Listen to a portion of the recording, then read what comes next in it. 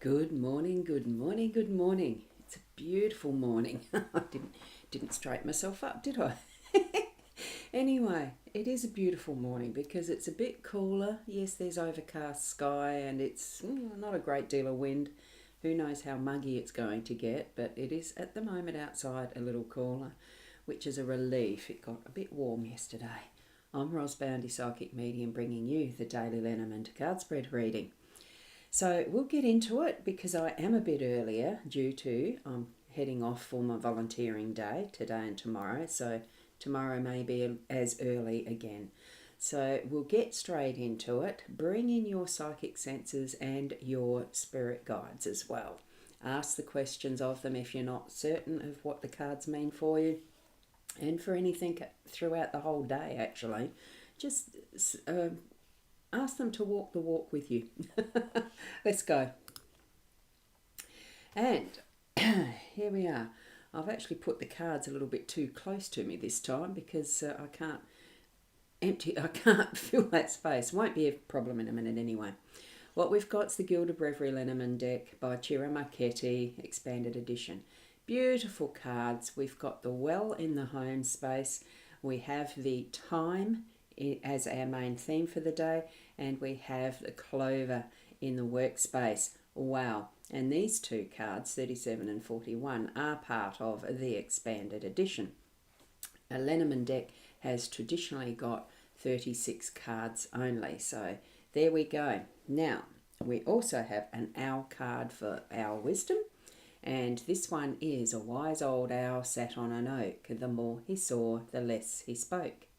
The less he spoke, the more he heard. Why aren't we like this wise old bird?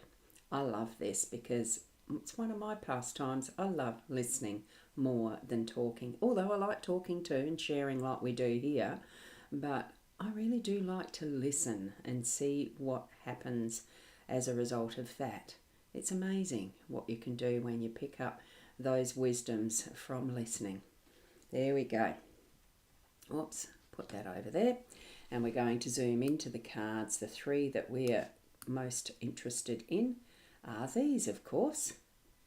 There we go. Whoops, nearly got it. And I just moved that a little bit further so it's not distracting. Now, what we have is time. We have time. Time itself is a construct that we as humans have created. You don't see a clock out naturally in the wider world of nature, do you? We see the birds, we see the rooster, we see an owl. I think there's probably another little creature in there. Oh, no, I think it is the three birds. Oh, what's that one? No, that's a filigree holding the hourglass. So everything else in this is man-made. So many different clock faces. The cuckoo, that is the beautiful dial there. The grandfather clock pendulum that is here, and the gorgeous construction there. This weird looking thing that's over on the right hand side, a very interesting timepiece, and a basic candle. It's all gorgeous ways of telling the time that we're being shown here, but reminding us that time is a human's construct most of the time. The natural realm gauges time from the rising of the sun to the setting and the casting of shadows and how it lays, because in there is a sundial as well that does use the shadow as the time telling, that is the passing of time. But for our benefit today, we can use our time as we want. Be mindful of how your time is moving and what you are doing within that space that every single one of us is given. We have exactly the same amount of time to use in a day as everyone else. Use it wisely. Sit and listen as you need to throughout the day. Speak when you need to. Stand up when you need to. Move forward when you need to. Look back and reflect if you need to. And all of what we can do as our human beingness, that's what we have our time for today. Okay, being mindful of time. Now what we have with our well, whoops, and I've just moved that, and it was so nicely placed, wasn't it? It's where Spirit had it. It was at that light, slight lean. They weren't going to be straight today, which is fine. In our home space, what we have with the well is being able to use the resources that are within our realm. And it's close. This is close enough that you can just go up those few steps, consciously wind down that bucket so that it drops into where the water is. Most generally, we do associate a well with water, and a bucket, of course, because that is what holds the water to bring it up. If we didn't have a bucket, how are we going to use what is within that well? So tend to the mechanism and use it well to drop the bucket, bring it up with whatever we need in that water supply, or if we're going to use it as a metaphorical, that the what we need is there within us, as far as any of the resources that we're needing throughout our day to day are readily available. We just need to put in the little bit of work to actually raise it to the surface, to bring it to our awareness and our consciousness, and use that wisdom.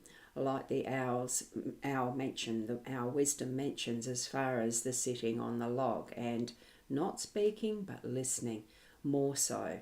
So what we're doing is observing more often the beauty around us, how we can best serve our family. This is in our home space, with what resources we have, and when we do need to dip into it, we just step up and use what we have as our own skill set, sharing with others, and also they sharing with us. It is a community within a family, as well as the bigger, larger community too. So if you enjoy doing volunteering and helping others out in that bigger realm, really it is bringing that to the fore today, and we have the resources to be able to do it. We just have to ask spirit guides, we just have to ask another person, and they may be asking us to help out. And we've got the absolute beautiful shining light coming through from that rising sun. I'm assuming it's a rising sun because we're in the morning. It could be a setting sun, but we know that what we've done all through the day is being able to tap into all of this for whatever is needed at the perfect time, right? So we've got that consciousness of time as we're moving through. And what we have as our beautiful workspace today. And good morning to you, Kenneth from Ontario, Canada. Lovely to see you here, and you have shared. Thank you so much for that. Our final card with the workspace being Clover. There's not much more that we can extrapolate from Clover besides, now I have shared it before, it is good luck. It's a purely good luck card. But and I can remember when we were kids at school, we'd be out on the school oval for recess times, and many a time we'd be laying flat on the grasses, and it would have had the clover, it would have had these in the grasses, and we'd be searching for the 4-leaf clovers.